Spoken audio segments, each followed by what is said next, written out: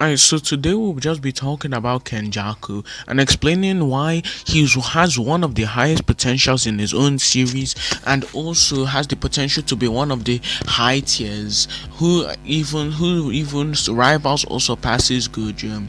Now we know that Kenjaku has been manipulating JJK from the background, sort of like the Aizen for JJK, their ultimate mastermind, the one who stays behind the scenes, who is least expected.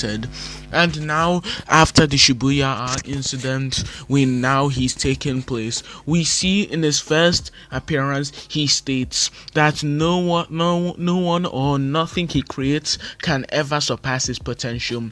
This just means that people like Choso, someone who on his first fight was able to make up tactics that even Yuji, a more experienced fighter, cannot prepare for, such as hardening his body with blood, etc, right?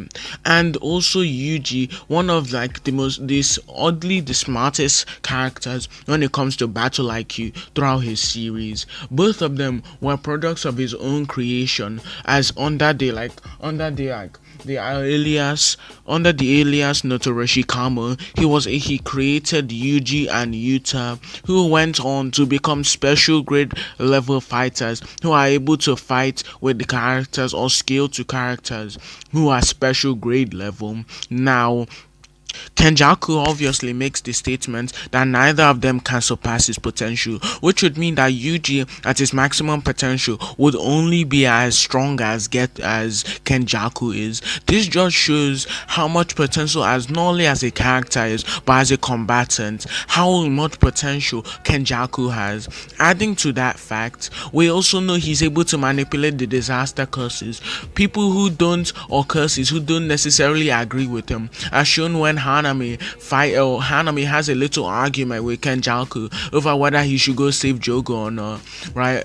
And he's able to command them and tell them what to do without their interference, and they readily listen to every single order he gives them. This should just show that they have a level of respect or even fear for him, right? As they don't necessarily agree with what he's doing, but they still follow his orders regardless of his motives or his intentions. Like, this just shows, right, that even if they were to turn on him, that he would be able to protect himself, and because they don't necessarily agree with him, and them turning on him is always a possibility. They still have never made a move to do such, which would just imply that either A, you can interpret it as he is needed for their goals, therefore they keep him around, or B, in which is that Kenjaku is so strong that they have to obey his orders and cook down to him whenever he tells them what to do.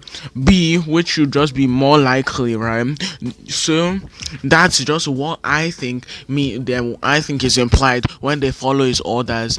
Adding to the fact that under the alliance Notoroshi Kamo, he impregnates multiple women and then creates the curse wombs, who can rival special grades, as shown with Chosu, someone who should arguably be special grade level, right?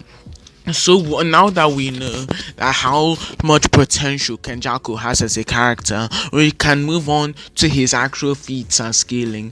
Kenjaku knows and is very knowledgeable upon cursed energy as a whole, as seen when he knows what maximum curse techniques are, something that Gojo has never displayed having knowledge on, or has never been shown having experience on, something that he calls like the mastery or whatever. Don't quote me directly, but he calls it like second to only domain expansions or rivaling domain expansions. This just shows the amount of knowledge he has on cursed energy or Jiroku as a whole, right?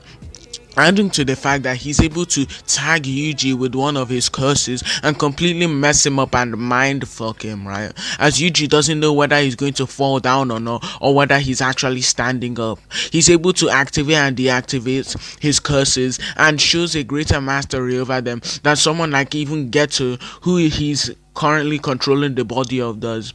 His intentions right now are to turn the JJK verse back to the golden age of curses and create a chaos that not even he can control, which would just imply that he can even control Satoru Gojo, who was alive during the time he's trying to make his plans, and he has to seal him away. And the reason he seals him away does not necessarily have to mean that Gojo is stronger than him. That can just mean that the six eyes will get in his way, as shown in multiple scans, would just imply that both of their fates and both of their narratives is just that the six eyes is going to stop him, is going to stop Kenjaku in his plans. And now with Gojo sealed, he's able to manipulate and put all the pieces in place without actually having to come into the battlefield and fight for himself.